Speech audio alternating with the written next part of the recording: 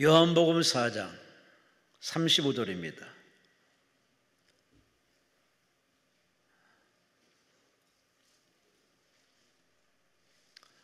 집에 할 일이 많은가 봅니다. 많이들 가셨네. 집에 가봐야 별 수 없는데. 요한복음 4장 35절 말씀. 우리 함께 말씀 한 절만 읽겠습니다. 너희는 넉 달이 지나야 추수할 때가 이르겠다 하지 아니하느냐. 그러나 나는 너희에게 이르노니 너희 눈을 들어 밭을 보라.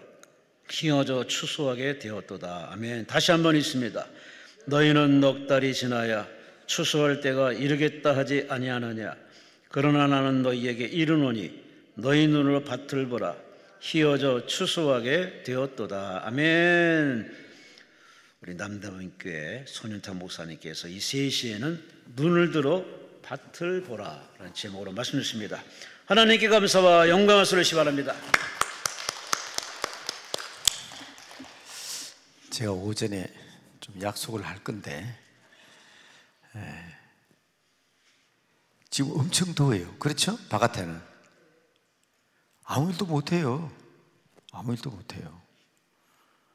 그런데 이렇게 날씨가 더워서 아무 일도 못한다고 해서 내가 아무 일도 안 하니까 시계가 딱 멈춰 있으면 얼마나 좋겠어요.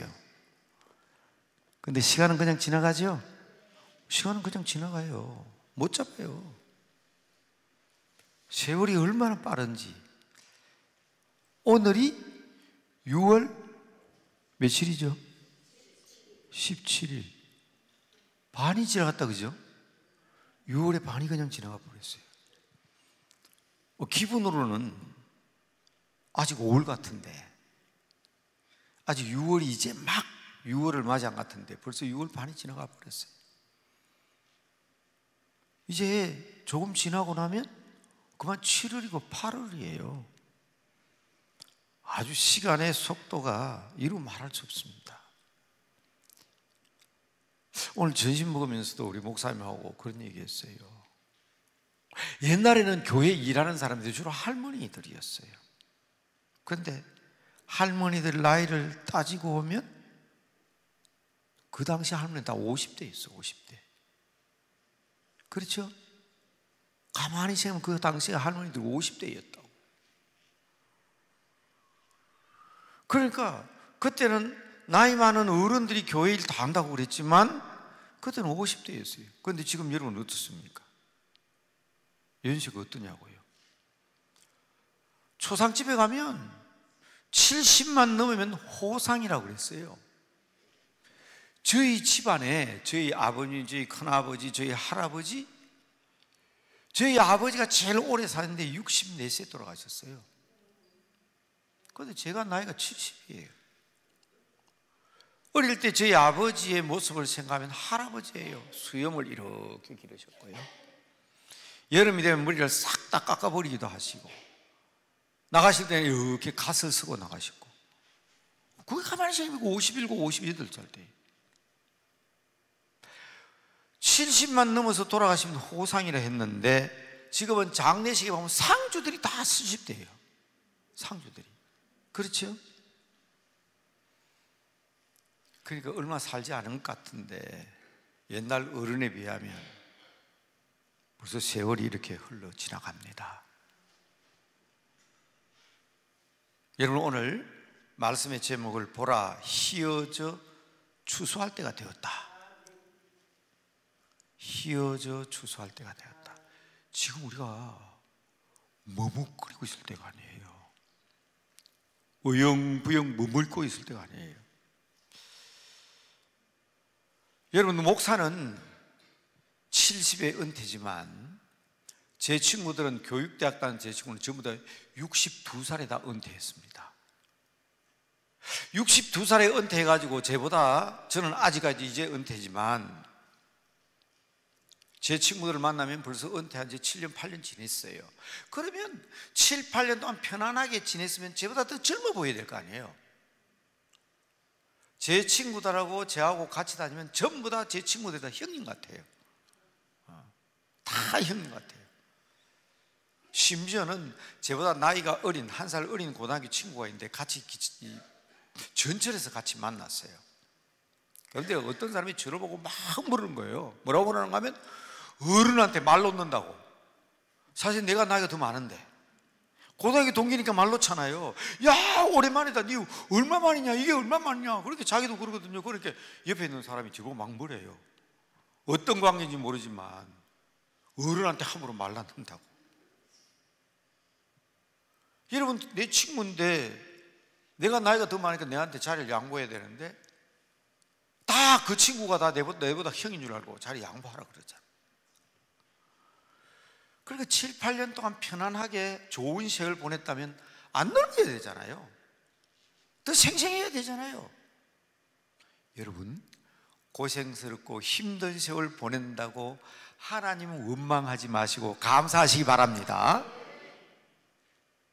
영적으로 똑같아요. 영적으로 똑같아요. 우리에게 근심과 걱정이 떠날 날이 없는 것은 하나님께서 그것 붙잡고 기도함으로 우리의 신앙적 젊음을 유지하기 위한 것인 줄로 믿고 감사하는 여러분들 되시길 바랍니다.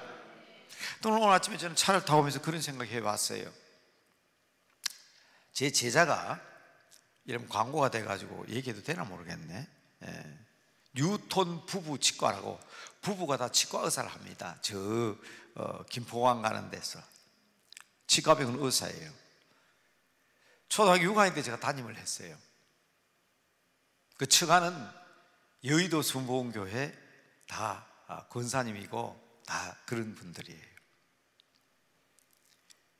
근데 그 사위 되는 사람이 초등학교 6학년 때 제가 담임을 했어요. 제가 한번 갔습니다. 가서 제가 그랬어요. 야, 너희 선생님 좀 품위 유지하게 좀 해달라 그랬어요. 아니, 선생님 어떻게 해드리면 되는데, 야, 밥 먹고 나니까 왜 요새 이빨 사이에 뭐 자꾸 끼냐. 목사가 내가 밥 먹고 이빨을 톡톡 이렇게 후비고 하려고 하는데 사람들 보기에 창피스럽다. 그게 이빨 좀 후비지 않도록 좀 목사답게 군이 있도록 너 선생님 한번 만들어 봐라. 그랬더니 이빨을 쫙 사진 찍고 들여다보더니 하는 말이, 선생님, 대한민국에 나이 70에 자기 이빨 다 가지고 있는 사람이 몇 명 된다고 생각하십니까? 그러더라고. 여러분, 저는 다 제 이빨 다 가지고 있어요. 한 개도 빠지거나 상하거나 없어진 이빨이 없어요. 그러니까 그 친구가 하는 말이, 선생님은 그래도 대한민국의 치아 건강 5% 이내에 해당됩니다. 그러더라고요. 그게 너무 이빨 후고 이빨 사이 틈 생겼다고 해서 너무 슬퍼하지 말라고. 그래서 가만히 생각해 보세요. 이상하다. 어릴 때 용사고 들으세요. 초등학교 좋아하던 시골에서 누가 양치질 합니까? 칫솔이나 있었습니까? 칫솔도 없었다고. 물론 사탕은 못 먹었지만은 그래도 엿은 먹었잖아요. 그렇게 시골에서 이빨도 제대로 안 닦고 제멋대로 자랐는데 내 이빨 내 다 가진 게 뭐냐. 그게 바로 20대 30대 힘들을 때 이를 하도 악물으니까, 이빨을 하도 악물으니까 잇몸이 튼튼해졌는가 보다. 왜냐하면 그 친구가 말하기를, 선생님 만약에 임플란트 하게 되면 선생님 참 잇몸이 실하다고, 잇몸이 튼튼하다고. 그래서 내가 이빨을 많이 깨물었겠구나. 여러분, 심지어 이빨 깨물고 악물고 일을 해야 되는 그 일도 결과적으로 볼 때 나는 그게 감사할 조건이었구나. 제가 그냥 하는 말이 아니에요. 제가 치과 병원 이름을 얘기했잖아요. 혹시 가까이 사는 사람이 있을지 몰라요. 더군다나 우리 순복음교회 집안이니까 제가 그 얘기하면 혹시 이게 아는 사람이 있을지도 몰라요. 그렇게 얘기했다니까. 이빨을 악물고 살아도 그게 하나님 앞에 감사할 때가 있겠구나. 교회도 마찬가지입니다. 뭐 이단들은 얼마나 막 그런 얘기, 교회 욕 얼마나 합니까? 교회 문제점이 많고 이런 문제 저런 문제, 그래서 자기들이 있어야 된다는 거거든. 그래서 저는 항상 교회마다 가면 얘기합니다. 이 교회는 문제점이 없습니까? 문제점이 없는 교회는 심각한 문제를 가지고 있는 교회입니다. 저는 그렇게 얘기합니다. 교회에 문제점들이 있어요. 왜? 문제 있는 사람들이 모이잖아, 교회는. 그렇죠? 완벽한 사람들이 모인 데가 아니에요. 교회는 처음 믿는 사람도 있고 20년, 30년 믿는 사람 있고 50년 2대, 3대째 신앙 가진 사람도 있고 그 같을 수가 없어요. 그거 어떻게 문제가 없겠어요? 생각하는 정도가 차이가 있는데, 판단하는 기준이 다른데, 신앙 정도의 연륜에 따라서. 그러나 그런 문제점을 붙들고 기도하고 애쓰고 노력하고 그러면서 교회는 점점 더 거룩해져 가고 성도도 나날이 거룩해져 가기 때문에, 물론 교회의 머리가 예수님이고 예수님이 거룩하시기 때문에, 머리가 거룩하시기 때문에 교회는 거룩한 교회이기도 하지만, 한번 따라합시다. 거룩해져 가는 교회. 혹시 우리 목사님 또 교회 중진 지도자들 교회 문제 때문에 이곳에 와서 기도하신다면 이건 확실히 알고 가셔야 합니다. 우리 교회에 문제 있는 것을 감사합시다. 그리고 그 문제를 붙들고 기도함으로 말미암아 성도들이 신앙이 자라게 되고 교인들의 신앙이 성장해 가는 것입니다. 옛날에 제가 어릴 때는 배도 좀 나오고 몸도 퉁퉁하고 그런 사람을 덕스러운 사람으로 봤어요. 우리 어머니의 소원은 왜 우리 집에는 사장될 사람이 없냐, 배 나온 사람이 없냐 하는 그걸 걱정했습니다. 근데 여러분, 저도 20대, 30대는 배가 많이 나왔고요. 제가 몸무게가 키는 요거밖에 안 되지만 키는 줄었죠, 오히려. 다 알죠, 다 경험해봤죠. 50대, 60대면 키가 1cm까지 난 줄은 줄 몰랐어요. 키 좀 키가 옛날 제 중학교 키가 아니에요, 더 줄었어요. 그런 제가 몸무게 85kg 나갔으니까 제가 얼마나 통통했겠어요. 근데 제가 지금 몸무게 68kg입니다. 6년 동안 계속 지금 68kg 유지하고 있거든요.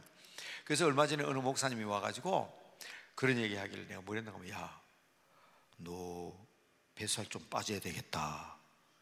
서울에 큰 교회 담임 목사도 근데 배 나온 목사 아무도 없어.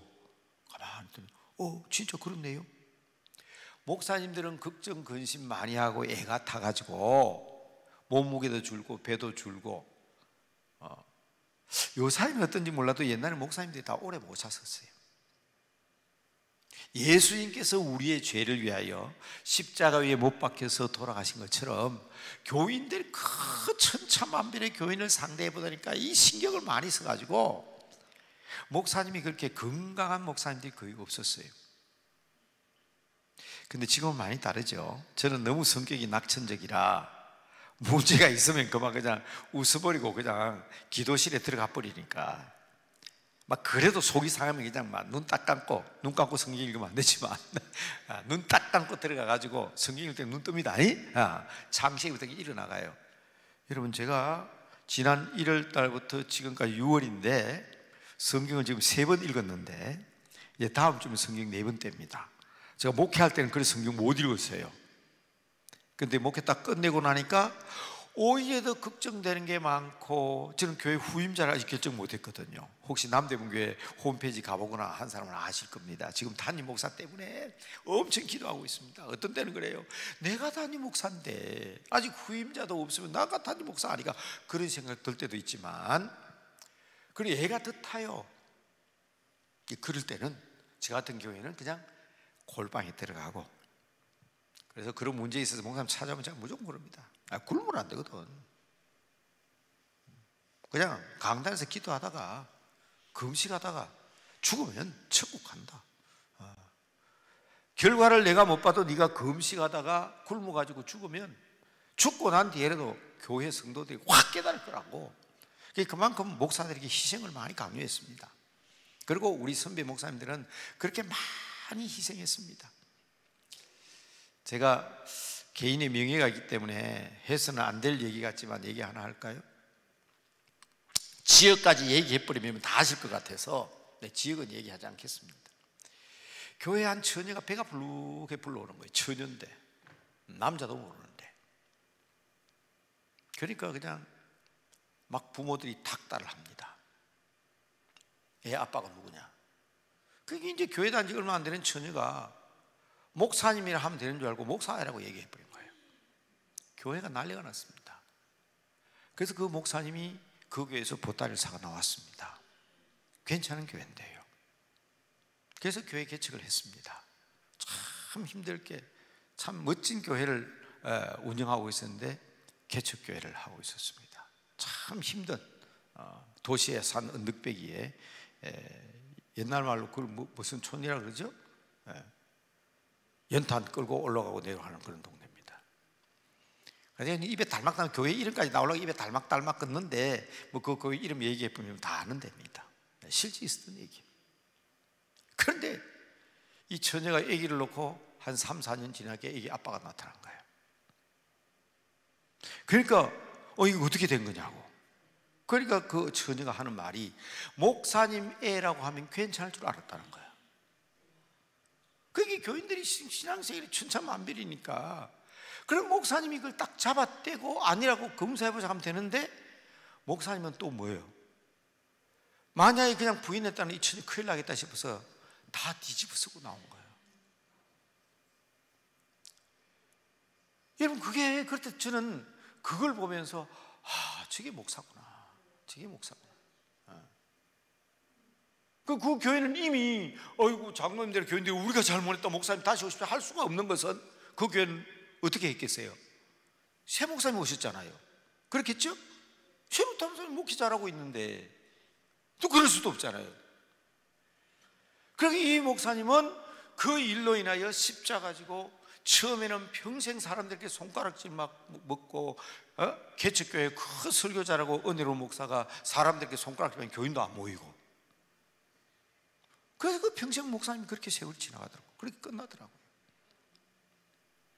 그걸 보면서 저는 이거 목사를 진짜 해야 되는 거 맞냐? 그런 생각도 해요. 그래서 목사는 자기 성격 다스리지 못하면 큰일 나겠다는 생각을 했어요. 그런데다가 저희 신학교 다닐 때 저희 선생님이 그런 얘기했어요. 온 동네에 전염병이 걸렸습니다. 전염병 걸리면 벌써 어떻게 합니까? 출처버리죠. 그 동네 사람 못 들어가게 합니다. 왜? 전염되니까. 그런데 목사는 거기에 들어가야만 합니다. 더 무서운 것은 그 전염병자들이 가까이 가서 목사는 전염병에 걸리면 안 됩니다. 또 목사가 전염병 걸려버리면 어떻게 됩니까? 그러니까 저는 신학교 교수님이 목사 될 사람에게 그 얘기를 할 때에 이게 도대체 되는 말이냐 말이에요. 아무도 못 들어게 하는 전염병 마을에 아무도 못 들어가는데 목사는 들어가야 되고 또 목사 들어가가지고 그 병에 걸려서도 안 된다. 그게 목사라 그러는데 이게 하나님도 아니고 정말 그렇게 살아야 되냐? 정말 그렇게 살아야 되냐? 옛날에는요 아마 지금도 신학교가 안 가죠. 지금은 신학교 앞으로 지금은 현재는요 목사님들이 너무 많다 교회 수는 적은데 교인 수는 늘지 않고 목사님 많다 그러지만 한번 보세요. 앞으로 큰일 났습니다. 옛날에는 그런 것을 다 그러면서 희생하고 각오했지만 지금 누가 그런 목회 하려고 그럽니까? 여러분 가까이 아시는 분한테 물어보세요. 지금 신학교 큰일 났습니다. 신학교 안 가려고 그래요. 신학교 안 가려고 그래요. 일반 대학 졸업하고 신학대학 가서 3년 공부하고 대학원을 그래야 목사 될 자격이 없는데 일반 대학 졸업한 사람이 내가 왜 거기 가냐고. 앞으로 몇 년 후가 되면 담임 목사 구하기 정말 힘들 겁니다. 지금 목사님도 오셨다면 꿈을 가지고 희망을 가지시되 저는 한마디 하는 얘기가 있습니다. 그럼에도 불구하고 내가 그것을 감당하겠나라고 지금 신학교 가는 목사님들은 정말 저는 훌륭한 사람이다 그랬어요. 그런 희생의 각오 없이는 그 길을 갈 수가 없잖아요. 여러분 이게 오늘날 우리의 현실입니다. 그래서 우리는 정말 기도해야 됩니다.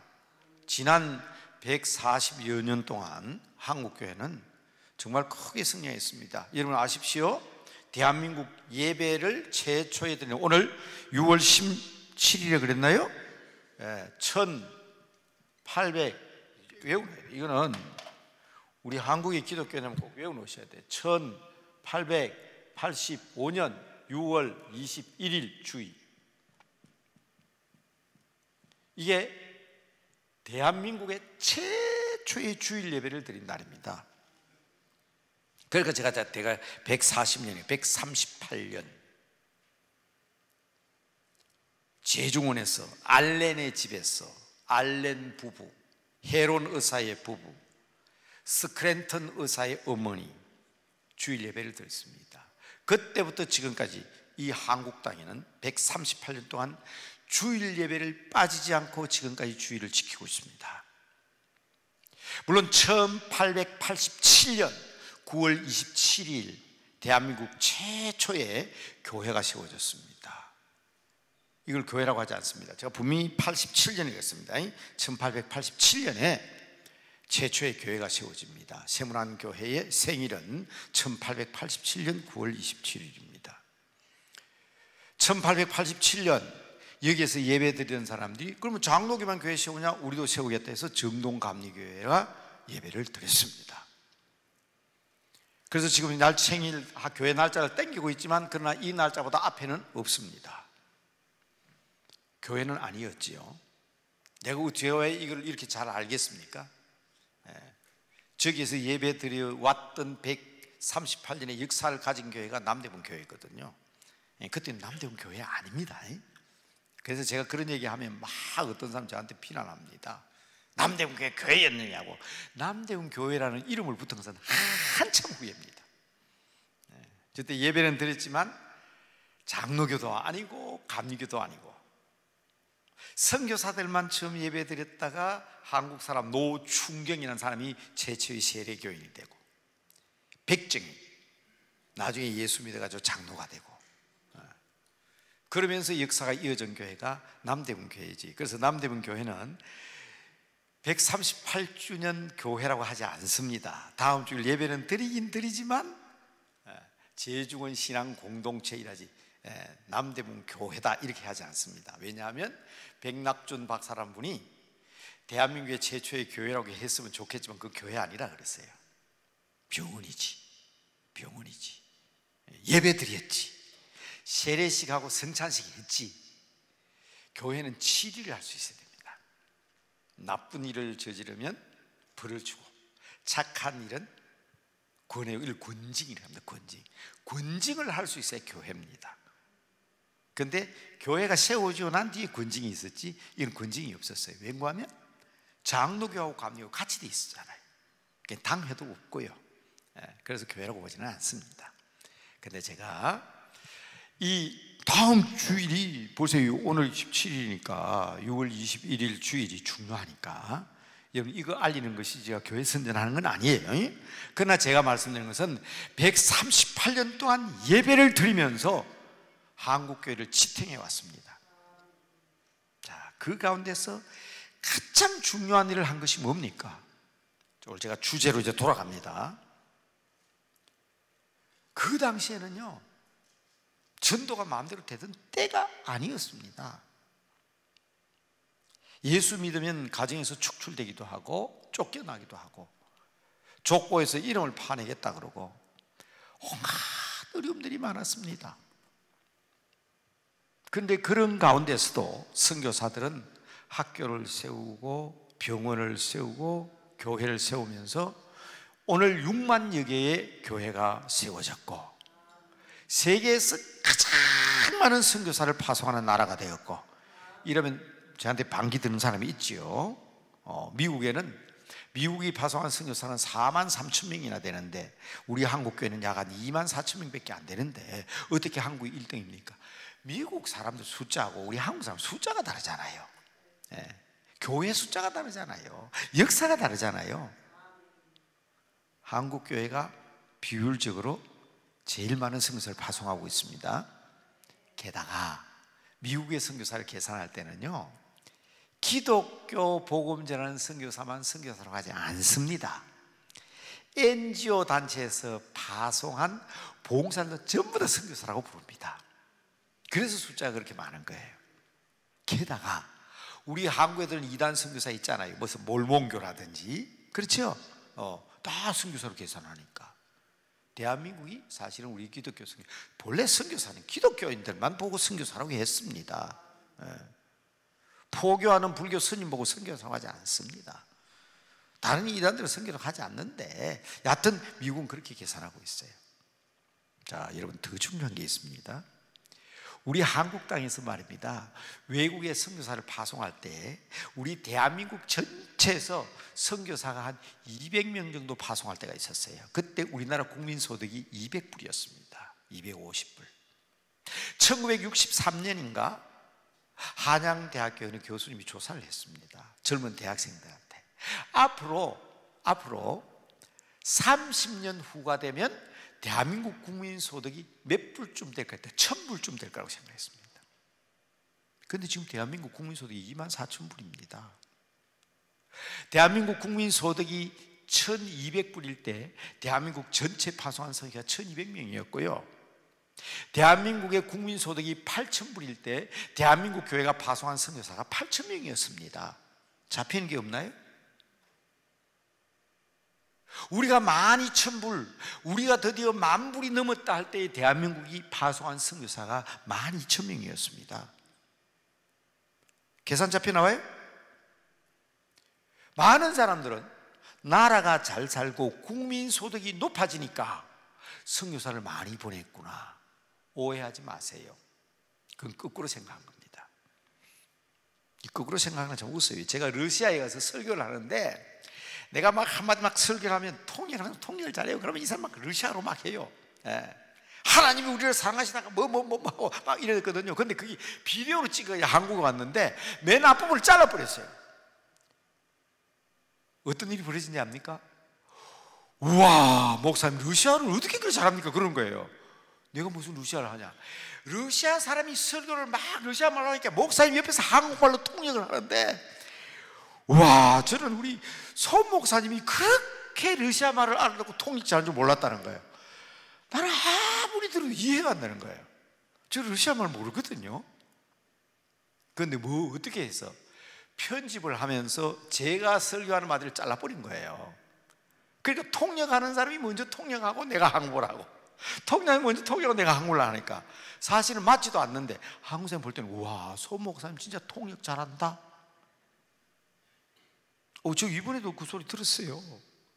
필리핀에 갔더니 박윤식 선교사님이 그래요. 소개할 때, 와, 우리 소 목사님요 정말 필리핀에 오셨지만 러시아어 잘해요, 그런 거예요. 사람들이 몰라가지고, 나도 몰라, 눈 뜨고 하는데 테이프를 들었는데, 이야, 그 러시아 목사님이 설교를 막 하는데 목사님이 옆에서 통역을 하는데 기가 차게 하더라는 거예요. 제가 우리말로 설교했는데 제가 기가 차게 설교 잘하지. 여러분, 그 얘기는 무슨 얘기입니까? 국민소득이 많아져서 선교사 많이 갔냐? 선교사가 많이 갔기 때문에 국민소득이 많아졌냐?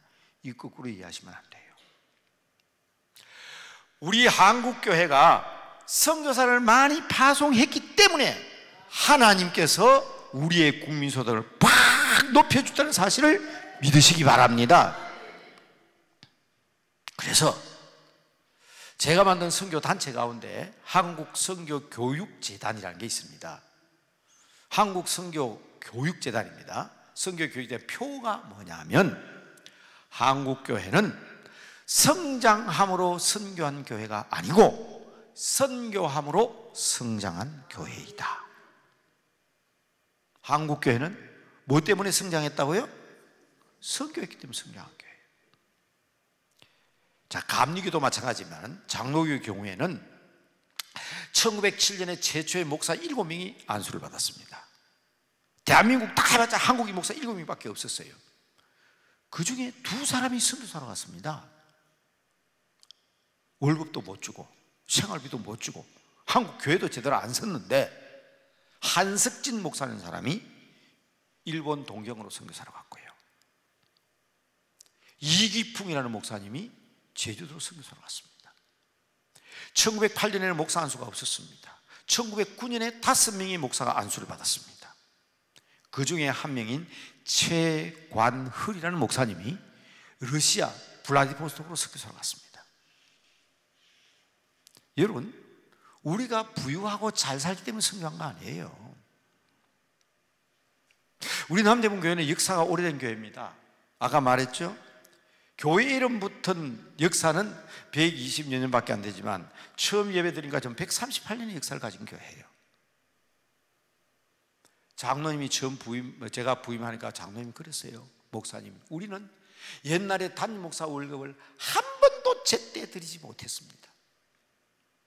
한 번, 두 번, 세 번 나누어 드리기도 했고, 어떤 때는 두 달, 석 달 미뤘다 드리기도 했고, 혹시 목사님 굶으실까봐 교인들이 밥할 때마다 쌀을 한 숟갈씩 아껴가지고 그 성미로 목사님 먹고 살았습니다. 그런데 그럴 때에도 우리는 선교사를 파송했습니다. 그게 한국교회예요. 자, 오늘 보라 휘어져 추수할 때가 되었다는 얘기를 하면서 왜 이런 역사를 얘기합니까? 저는 교회마다 방문하면서 이제는 방문하면서 깜짝깜짝 놀랄 얘기를 가끔 듣습니다. 우리 교회는 교육관을 건축하기 때문에, 교회 수리해야 되기 때문에, 목사님 사례비 충당하기 힘들어서 우리는 선교할 수 없습니다. 그러면요, 그 교회는 맨날 그러다가 다 맙니다. 교회가 해야 될 일이 뭔지를 알아야 되는데, 선교하면 하나님께서 채워주십니다. 한국교회가 선교했기 때문에 6만 교회가 됐고, 한국교회가 선교했기 때문에 놀라운 일이 벌어졌는데, 불과 한 10여 년 전부터 한국교회가 엄살을 피우기 시작합니다. 우리나라 안에도 전도 다 모는데 선교는 무슨 선교냐? 그러면서 선교를 기피하기 시작합니다. 여러분, 하나님의 교회는 하나님이 다스리시고 하나님께서 성장시키는 겁니다. 주인의 뜻에 맞아야 되는 거예요. 주인이 뭘 원하시는 걸 알아야 하는 것입니다. 내가 은혜 받으려고 하면 내가 바로 증인이 되어야 합니다. 다시 한번 따라합시다. 내가 은혜 받으려고 하면 내가 증인이 되어야 된다. 내가 강남 금식기도원에 와서 기도하고 은혜 받고 능력 받으려고 하면 내가 다른 사람들을 위해서 기도하고 그 사람들도 나와 같이 와서 기도하게 하고 그 사람이 은혜 받으면 나는 저절로 은혜 받게 돼 있는 겁니다. 이 원리를 우리는 알아야 하는 거예요. 누가복음 6장 38절, 제가 여기 왔어도 최근 들어서 얘기 안 했네요. 한 3, 4년 전에 제가 여기 올 때마다 얘기한 게 있습니다. 부자 되는 비결은 이 한 절만 알면 된다. 누가복음 6장 38절, 딱 단어 글자 두 자입니다. 주라, 주라. 나왔네요. 주라, 주라. 그것밖에 없습니다. 부자 되는 비결이에요. 보세요. 주라. 남에게 주라. 그 다음부터 약속입니다. 전부 다. 그리하면 내가 너에게 줄 것이니. 후하게 되어가지고. 오늘 제가요, 우리 김 목사님 같이 전심 대접 받고 왔습니다. 우리 강남 순봉 강남교회 권사에 있던 한민자 권사님이 전심 사주셨어요. 그런데 제가 뭘 얘기하려고 그러냐, 그 권사님 아버님이 108살에 돌아가셨는데, 108살, 오늘 물어보니까 몇 년, 8년 됐다 하더라고요. 8년 전에 108살 나이로 세상 떠나셨습니다. 다른 사람은 오늘 오전에 여기 같이 앉아 계셨잖아요. 오후에 계신다. 참 차 못 타고 오셨다. 저 앉아 계시네요. 미안합니다. 권사님 얘기해서 나 또 없다고 마음 놓고 얘기하고 있는데, 저 권사님이에요. 저 권사님 아버님이 108살에 세상 떠나셨어요. 그때 그 세상 떠난 그 아버님이 감리교 권사로 세상을 떠나셨는데, 그때 제가 대학생 때인데 우리 한민자 권사님 아버님이 제게 한 말이 있습니다. 뭘 하셨느냐 한번 물어보세요. 쌀가게 하셨어요. 쌀가게를. 여러분, 그때에 밥 하루 2끼 밥을 먹으면 굉장한 집안입니다. 저희 집은, 저 시골에 살지만 밥 3끼 안 먹었습니다. 한 끼는 밥 먹고, 한 끼는 국수 먹고, 한 끼는 호박죽, 콩죽, 시래기국, 뭐 기타 등등 이런 거 먹었어요. 그런데 우리 한민자 권사님 가정에는요, 쌀 가게 하셨잖아요, 아버지가. 그런데 그때 아버님 권사님이 저한테 그런 얘기 했어요. 쌀을 팔 때는 다른 집과 가격이 다 똑같아요. 한 대박에 얼마. 지금은 좀 킬로그램을 계산하죠. 10kg, 5kg 그렇게 계산하죠. 그때는 아니에요. 대박으로 되를 됐습니다. 그런데 어디에서 남냐? 어디에서 남냐? 대박으로 쌀을 댈 때에 이 쌀을 한 개 대잖아요. 그러면 깎습니다. 깎으면 이 손을 떼고 이렇게 깎으면 깨끗하게 깎입니다. 그런데요, 쌀을 사는 사람들이 5대도 사고 10대도 한 말도 사고 그러잖아요. 탁 해가지고 깎을 때, 자, 잘 보세요. 손 딱 해가지고 어떤 일이 생겨요? 밑에 싹 깎여 나가죠. 한 대, 두 대. 인색하게 되어주면 그게 남는 게 되는 거예요. 한 번 이렇게 깎을 때마다 한 줌씩 남으면, 여러분 10대만 깎아도 그게 벌써 반대 이상 반대pak 남는 거예요. 우리 집사님은 돌아가실 땐 권사님이랑 그 집사님은 제게 하시는 말씀이, 그거 남는다고 해서 싹싹 깎으면 다음에는 그 사람은 안 온다는 거예요. 그렇기 때문에 살 대박을 댈 때는 후하게 되어줘야 된다. 그게 후히 되어 하는 거. 여러분 글자 한번 더 보세요. 저 말을요, 오늘날 사람들 모르는 사람이 많아요. 그래서 저는 바로 여기 계시잖아요. 한민자 권사님 아버님한테 들은 그 말 때문에 저 단어의 뜻을 저는 설명할 수 있게 됐어요. 후히 되어 하는 말은 대박을 할 때 싹 인색하게 깎는 것이 아니라 후하게 되어줘야 된다. 오늘 우리 중국집에서 밥 먹었거든요. 제가 영종도에 이사하는데 우리 앞집에 말입니다, 중국집이 있어요. 그 사장님이 그런 얘기 하더라고.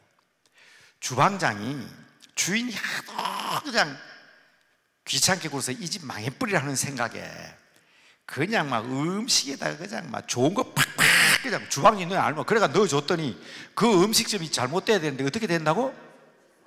음식을 먹는 사람이, 이야, 이 집에 정말 후하다. 그래가지고 오히려 그 집 망하라고 했는데 그 집이 더 잘 됐다는 얘기를, 자기 집이 그렇다는 얘기가 아니라 이제 제가 이사를 가가지고 인사를 하고 그 집에 밥 먹으니까 그런 얘기를 하더라고. 그게 부자 되는 비결이라고 이미 성경이 2000년 전에 예수님께서 그 말씀을 하신 거예요. 주라, 주라. 그러면 하나님께서 어떻게 되어주신다? 제일 앞에 나오는 말이 중요한 거예요. 자꾸 뒤에 흔들어 넘치는 그걸 얘기하는데 실제 저 단어가 제일 중요한 게, 하나님께서 우리가 남에게 베풀면, 따라합시다, 후히 되어. 이 단어가 중요하다 이 말이에요. 하나님이 우리에게 후하게 복을 주신다. 어떻게 하면? 남에게 베풀면. 그 말은 우리가 남을 위해서 기도하고 다른 사람들에게 복음을 전하면 내 복음이 확실해지고, 다른 사람을 축복하면 하나님께서 내게 복을 주시고, 이미 창세기 12장 1절에 3절에 나와 있다고. 네가 축복하면 내가 복을 줄 것이다. 믿으시기 바랍니다. 이게요, 교회 성장의 비결입니다. 한국교회 지난 140년의 역사가 증명하는 거예요. 그런데 후히 되어만 주신다고 그랬습니까? 누르고 그랬잖아요. 아니 후히 된 것도 후한데 거기다가 꾹꾹 누르고, 자, 거기서 끝났습니까? 흔들어 더 많이 들어가죠? 또 거기서 끝났어요? 넘치도록 하여. 자, 여러분, 제가 여기 황금 보석을 가지고 앞에 있는 권사님 드렸어요. 근데 권사님이 저보고, 아이고 목사님, 제가 목사님한테 이 황금을 받을 자격이 없잖아. 나 안 받을래요. 주도 안 받으면 자격이 안 됩니다. 그죠? 하나님이 아무리 우리에게 복을 주시도 우리는 받아야 됩니다. 주시는 은혜 다 받으시기 바랍니다. 우리가 아멘 아멘은 이유도 하나님께 주시는 믿습니다는 그 믿음을 받는 거예요. 그죠? 무슨 말입니까? 보세요. 넘치도록 하여. 그 다음 뭐라 했냐? 안 받으려고 해도 하나님은 너희에게 어떻게 해주리라? 팍 안겨주리라. 그 말입니다. 안 받을 수 없어. 하나님이 팍 안겨주고 어이구 이거 하고 받아버린다 이 말. 그 복을 여러분들 받으시기 바랍니다. 이것을 칼빈이라는 사람은, 존 칼뱅이라는 사람은 우리 장로교의 시초를 했던 유명한 신학자 깔뱅은 이렇게 얘기했습니다. 불가항력적 은혜, 이렇게 얘기했습니다. 불가하다, 뭐가 불가하냐? 저항하는 것이 불가하다. 불가항력적 은혜. 그러니까 우리가 다른 사람을 위해서 기도하고, 다른 사람을 위해서 복음을 전하고, 다른 사람에게 은혜를 베풀고, 다른 사람에게 전도하고, 다른 사람에게 다른 나라에 가서 선교하고, 남의 교회를 위해서 복을 빌어주고, 그러면 하나님께서 우리에게 복을 주시는데 우리가 안 받을 수 없다. 왜? 후하게 되어서 흔들어서 넘치도록 하여 너에게 팍 안겨주기 때문에. 이 단어는 알아놓으셔야 돼요. 따라합시다. 불가항력적 은혜. 이 은혜가 여러분들에게 있으시기를 주님의 이름으로 축복합니다. 불가항력이에요. 불가항력. 제가 잘 알고 있는 집사님이 저와 같이 신앙생활을 시작한 분인데, 그분이 늘 그런 얘기합니다. 손 목사님 보니까 예수 믿는 재미가 있겠다. 왜? 같이 컸으니까. 결혼하고 아들 낳고 딸 낳고 그러면서 나중에 신앙하고 목사 되고 뭐 하는 거 보고, 정말 손 목사님은 어떻게 학길이 쉬운 상계에 풀리냐, 나는 맨날 여와 같이 신앙생활 이 모양이 있고 오냐. 그래서 내가 보기에는 네가 참 부럽다. 그런데 딱 하나 안 되는 게 하나 있다고 그랬어요. 그게 뭔가 하면 항상 내 것을 생각하니까. 항상 내 것을 생각하니까. 형제에게 베풀고, 부모에게 효도하고, 이웃에게 베풀고, 자녀들에게 베풀고. 그러면 불가항력이다. 나는 하나님의 은혜를 받겠다고 생각해 본 적이 없다. 그저 하나님께서 주시는 대로 혹시나. 제가요 아직 은퇴 시간 했거든요. 교회는 은퇴했지만 은퇴 시간 안 했어요. 제가 아직 1년 반 남았어요. 왜냐하면 한국 교회를 위해서 지금 중요한 일을 맡아 있잖아요. 이거 끝내야 제가 은퇴 시간 할 거예요. 그런데 동기들이나 친구들이 은퇴 시간 때 가볼 때 보니까 마지막 인사를 하더라고, 은퇴 시간 할 때. 그런데 제일 많이 은퇴식 때 부른 노래가 뭔가 하면 은혜더라고. 은혜. 하나님의 은혜로다. 그 찬송 부르고 그렇게 은혜로. 그게 나도 생각하죠. 야, 나는 1년 반 후에 마지막 인사할 때 무슨 인사할까? 생각 안 하겠어요? 그런데 그렇게 할지 안 할지 모르지만 지금 생각은 저는 이렇게 이야기할 겁니다. 참 정말 아찔아찔한 순간들을 보냈습니다. 내가 얼마나 많이 받고, 내가 얼마나 많이 누리고, 내가 얼마나 목사 되는 그것이 문제가 아니라, 지난 30여 년 동안 교역자로서 목사로서 생활할 때 혹시라도 하나님의 영광 가리면 어떡할까? 혹시라도 내가 실수를 해서 우리 교인들이 나로 인하여 시험 들면 어떡할까? 정말 내가 이 마지막 순간까지 잘 견뎌낼 수 있을까? 어떤 목사님이 몇 년 전에 제게 전화가 왔어요. 우리 교단 총회가 눈앞에 있는데, 목사님, 우리도 목사가 70에 은퇴하지 말고 75살에 은퇴하자는 걸 올렸으니까 목사님 꼭 좀 찬성해 주세요. 근데 그럴 때는 점잖게 예, 기도해 이랬으면 될 텐데, 목사님 나는 아닙니다. 나는 한 65세쯤 은퇴했으면 좋겠어요. 그때 그분이 전화를 탁 끊어버리더라고. 정말 탁 끊어버리더라고. 그래서 그분과 저하고 사이가 이상해서요. 지금은 굉장히 가까이 지내는데, 그때 제가 왜 그 얘기를 했냐, 65세까지도 내가 아무 탈 없이 지나가야 되는데, 내 욕심 없이, 내 것 없이, 혹시라도 만에라도 하나님의 영광 가리고, 만에라도 내가 실수해가지고 이게 만약에 누가 되면 어떡할까, 그 걱정만 하다가 나는 30년 세월을 보냈습니다. 그래서 저는 이 마지막 순간, 은퇴하는 순간이 감격스럽습니다. 그때는 그렇게 할지 모르지만 지금 마음의 준비를 좀 그렇게 하고 있어요. 그 얘기는 뭡니까? 내 것 챙기고, 내가 받고 내가 누리려고 했다면 이런 은혜 못 받았을지도 모릅니다. 한번 따라합시다. 오직 영광 하나님께. 우리 기독교의 중요한 표가 유주 영광입니다. 이번 한자말을 썼는데 이 오로지 유자입니다. 오로지 유자, 임금 주자, 유주 영광. 오직 영광을 주님께 돌린다. 이게 사도 바울은 뭐라고 표현해요? 먹든지 마시든지 무엇을 하든지 무엇을 위해서 하라? 하나님의 영광을 위해서 하라는 거예요. 하나님의 영광을 위해서 베풀고 하나님의 영광을 위해서 기도하고 하나님의 영광을 하면 하나님께서 내가 은혜 안 받겠다고 해도 뭐 굳이 안 받으려고 할 이유는 없잖아요. 그죠? 제가 늘 말하지만 주는 것은 하나님께 주신 거 무조건 받아야 됩니다. 어떤 사람은 주는데도 안 받으려고 하는 사람이 있어요. 자격이 없다고. 오, 저는 그래요. 이번에 집사님 임명하는데 집사 받아야 돼요. 그러면 이럽니다. 아이고 목사님, 제가 어떻게 집사가 됩니까? 나 자격 없어요. 어허, 하나님 주신 거 받아야 된다니까. 아이고 목사님, 저 자격 없다니까요. 하나님 앞에 교만하면 벌 받아요. 아니 목사님, 제가 어떻게 교만합니까? 그 교만이지. 안 받겠다는 교만이지. 아이고 그 겸손이지 어떻게 교만입니까? 내가 자격이 없어 안 하겠다 하는데. 그러면 저는 이렇게 얘기합니다. 목사 보고 욕하지 마라. 아니 제가 어떻게 목사님을 욕합니까? 나 목사 자격 있어요? 지금 집사님이 나 집사 자격 없어 집사 안 되겠다고 하는 거는 목사 보고 니는 목사 자격 있냐 하고 묻는 것 같아서. 어떻게 집사님 내보고 목사 자격 있냐고 그러냐고. 나 목사 자격 없어. 그러나 하나님께서 하나님의 영광을 위해서 서시겠다고 내보고 목사 될 거니까 목사 된 거지. 어떻게 집사님이 하나님이 주시는 직분을 안 받으려고 자격 없다고 그래요? 그게 교만이라고. 여기 혹시요 직분 때문에 기도하러 올라온 분 계십니까?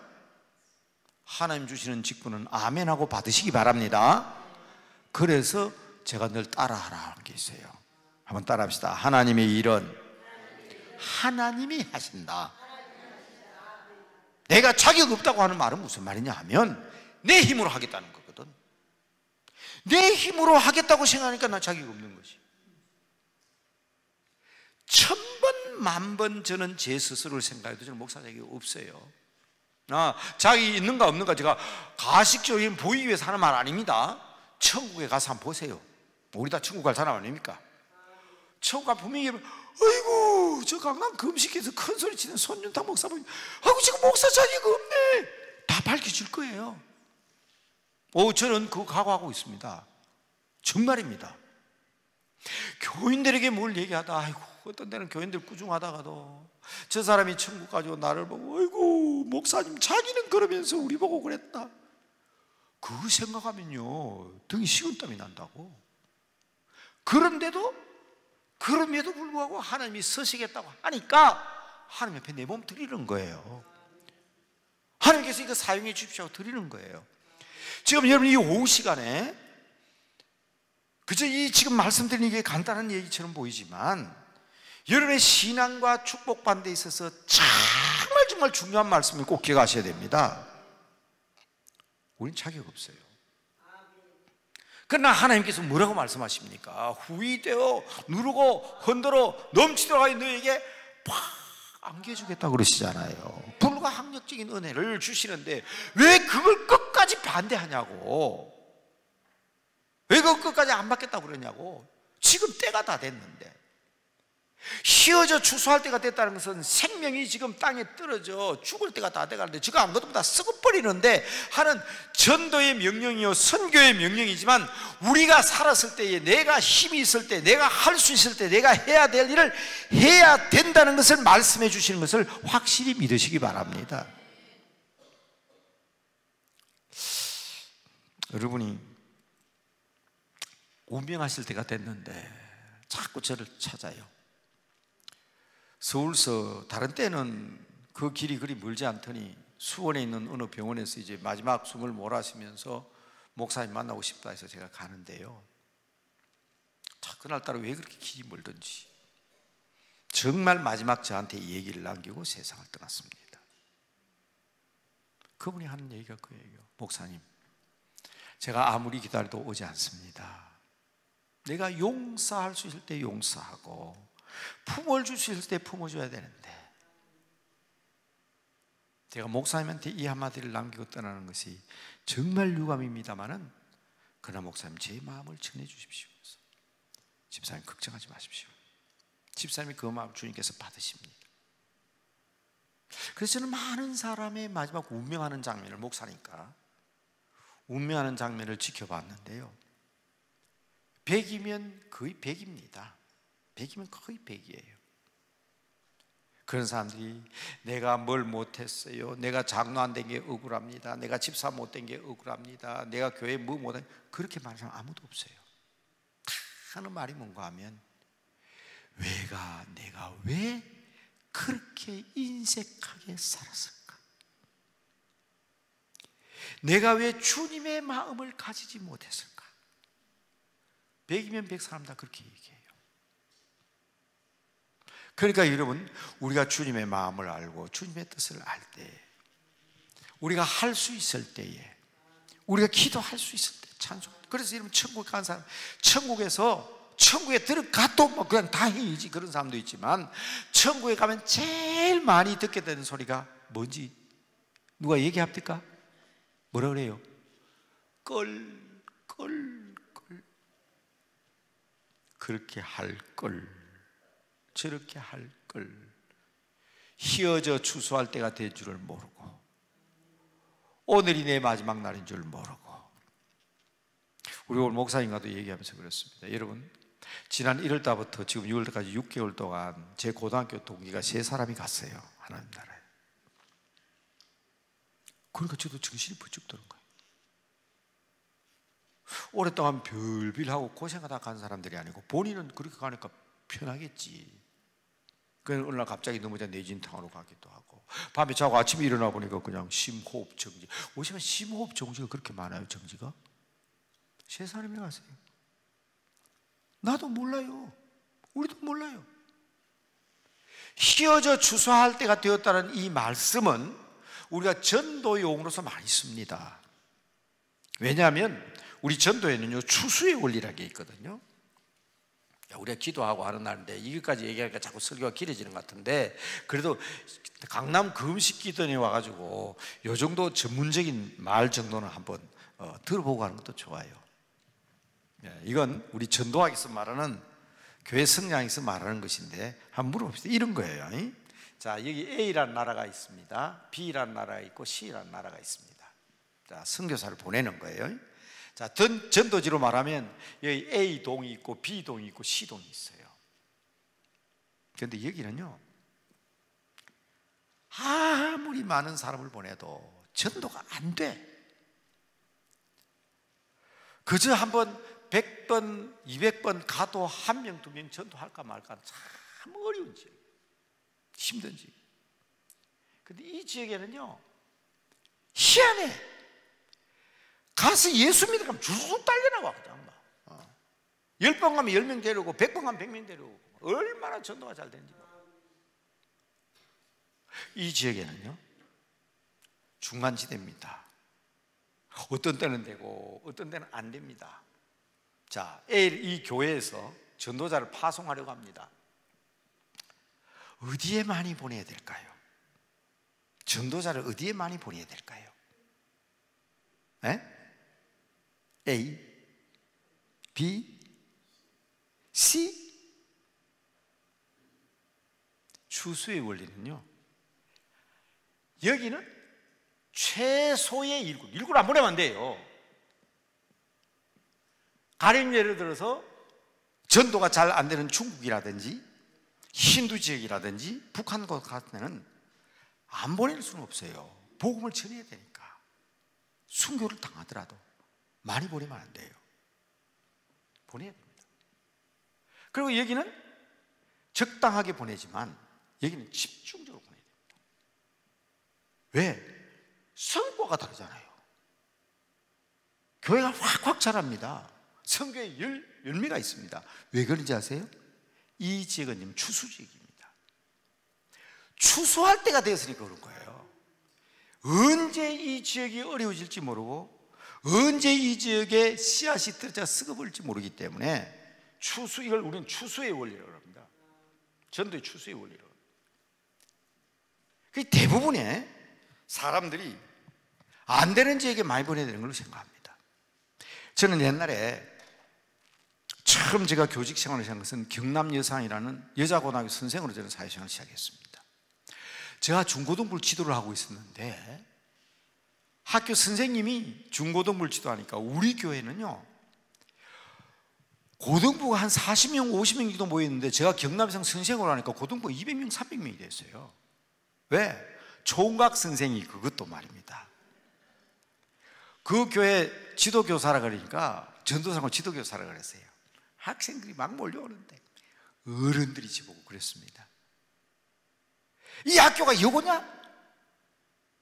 왜 그 여학생들만 막 데려와가지고 온 그냥 교회를 여학생으로 물들여 놓냐고. 근데요 제가 그 학교에 영원히 있었던 거 아니잖아요. 2년 지나고 제가 초등학교 선생으로 딱 가고 나니까 싹 줄었어요. 결혼하고 나니까 쑥 줄어들었어요. 그런데도 불구하고 50명이 100명 되기가 얼마나 어렵습니까? 그런데 남아있는 거 보니까 120명, 130명 남아있더라 이 말이에요. 7, 80명이 떨어져 나갔지만 그 어디 똑같은 생명이잖아요. 어디 여기 구원받지 않아도 될 생명이 없잖아요.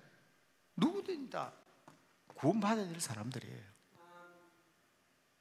그렇기 때문에 우리가 복음을 전하고 전도를 할 때도요 안 되는데도 해야 됩니다. 안 돼도 해야 돼요. 여기 목사님 계시지만 안 되는 지역에도 그 마을을 공략하고 옷이 아파트 문 꽁꽁 걸어 잠근데 해야기는 해야 되지만 잘 되는 지역이 있으면 그냥 적극적으로 투자해야 됩니다. 그걸 우리는 전도학에서 추수의 원리라 그렇게 얘기합니다. 그러니까 사실은 이 추수의 원리는 그 지역을 두고 하는 얘기지만 오늘 제가 말씀드린 것은 내 자신을 두고 하는 얘기입니다. 여러분을 얘기하고 얘기하는 거예요. 은혜 받을 만한 때에 은혜 받는 여러분들 되기를 바랍니다. 기도할 수 있을 때 기도하시기 바랍니다. 우리는 겪었잖아요. 코로나의 위기를 겪으면서 정말 이런 때도 있구나 우리가 겪었잖아요. 그렇다면 지금 이제 다시 정신을 차려야 될 때입니다. 기도할 수 있을 때 기도해야 된다는 것을 우리는 체험했습니다. 다시 기도할 때가 되었습니다. 다시 일어날 때가 되었습니다. 이제 여러분 6월이 지나고 7월 8일 뜨거운 여름이 옵니다. 뜨거운 여름이 올수록 우리는 기도해야 됩니다. 우리 어른들은 이것을 이열치열이라고 그랬습니다. 여러분 노아의 홍수 시대 때 모든 기식, 숨을 쉬는 동물들은 다 방주에 들어갔습니다.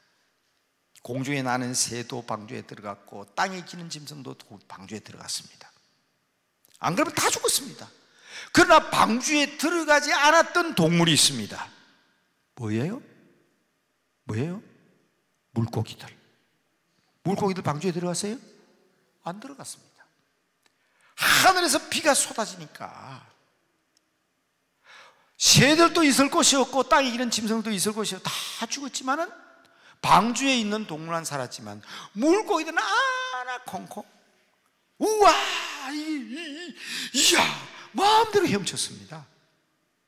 여러분 이제 여러분 기도하려고 하는데 지금 이때는 물심판은 없습니다.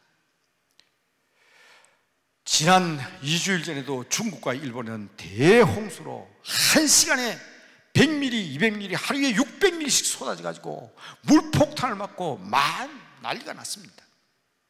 하늘이 터져서 노아 방주 시대가 되는 건 아니냐고 얘기했습니다. 그러나 하나님은 약속하셨습니다. 우리에게 무지개를 통해서 약속하셨습니다. 그러나 이제 우리를 기다리고 있는 무서운 심판이 있습니다.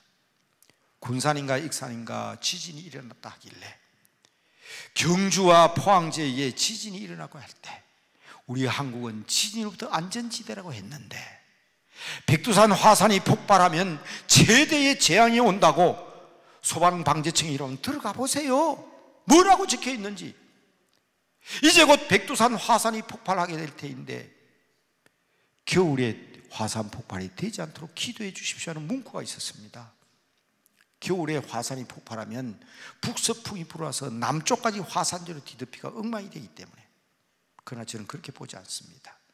백두산 화산이 폭발하는 날 세계는 온통 불바다로 바뀔 것입니다.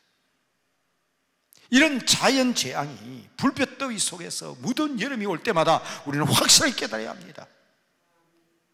불심판이 다가올 때는 불받은 사람들은, 성령 받은 사람들은 마치 노아 홍수 때 바닷물에서 마음껏 헤엄치는 것처럼 우리 믿음의 사람들은 먼저 뜨거운 여름이 오면 올수록 뜨겁게 기도함으로 뜨거운 여름 폭염보다 더 뜨거운 신앙과 열정으로 회복해야 될 줄로 믿습니다. 자, 보통 목회하면서 신방하면 다 응달이 아니라 양달에 차를 세워놓고 1시간, 2시간 예배 드리고 오면 차 안에 열탕이 되어 있습니다. 차문을 열면 후끈합니다.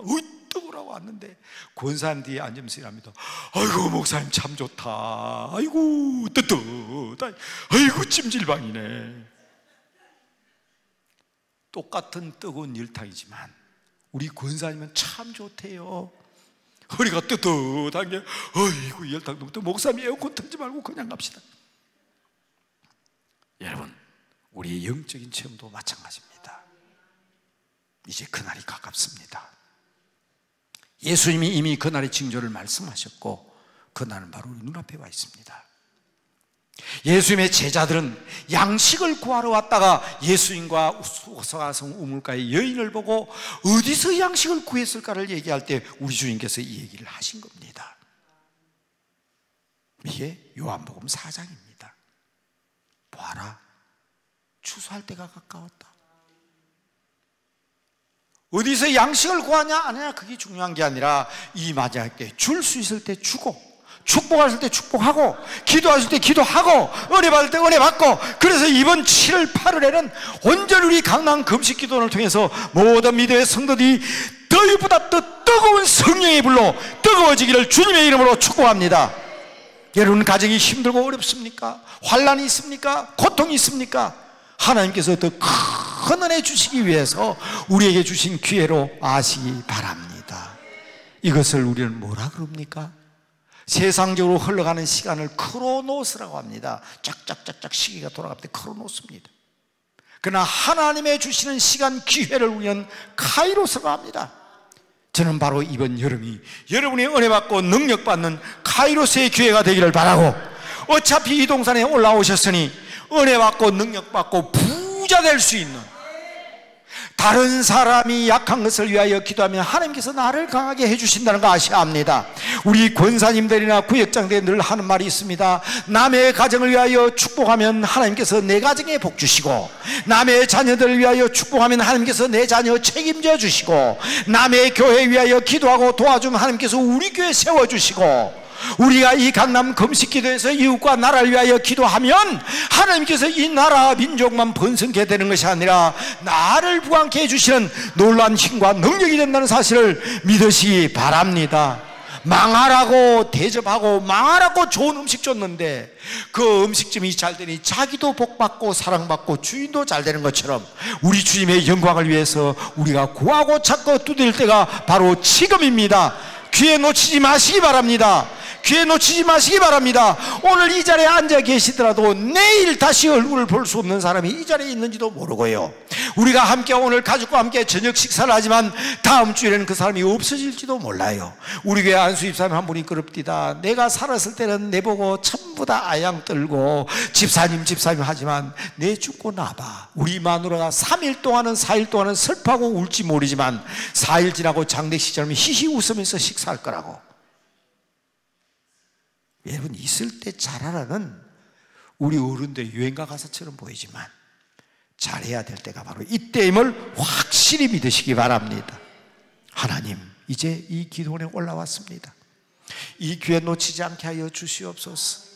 코로나의 큰 위기를 겪으면서 우리는 재앙이었던 것을 우리 눈으로 보았습니다. 그러나 그 재앙이 또다시 어떤 방법으로 닥칠지 모릅니다. 이번 여름에는 우리 가정이, 우리 교회가, 우리 가족이 불받게 하여 주시옵소서. 성령의 큰 은혜 받게 하여 주시옵소서. 능력 받게 하여 주시옵소서. 환자들 위해서 기도하심으로 환자들을 위해서 기도하심으로 여러분이 건강해지시기를 바랍니다. 어렵고 힘든 사람 도와줌으로 여러분이 부유해 주기를 바랍니다. 누가복음 6장 38절과 희어져 추수할 때가 되었다는 주님의 말씀을 통해서 새히 먹고 새 능력 받아 승리하는 여러분 다 되시기를 주님의 이름으로 축복합니다. 축복합니다. 축복합니다. 다 같이 두 손 들고 함께 희어져 추수할 때가 되었다는 예수님의 말씀입니다. 지금이 바로 은혜 받을 때요, 지금이 바로 능력 받을 때요, 지금이 바로 이 일을 위하여 기도할 때임을 알고 나의 슬픔, 나의 아픔, 나의 고통을 하시는 주님 앞에 마음껏 기도할 수 있는 시간 되시기를 바랍니다. 다 같이 부르짖어 기도합니다. 주여!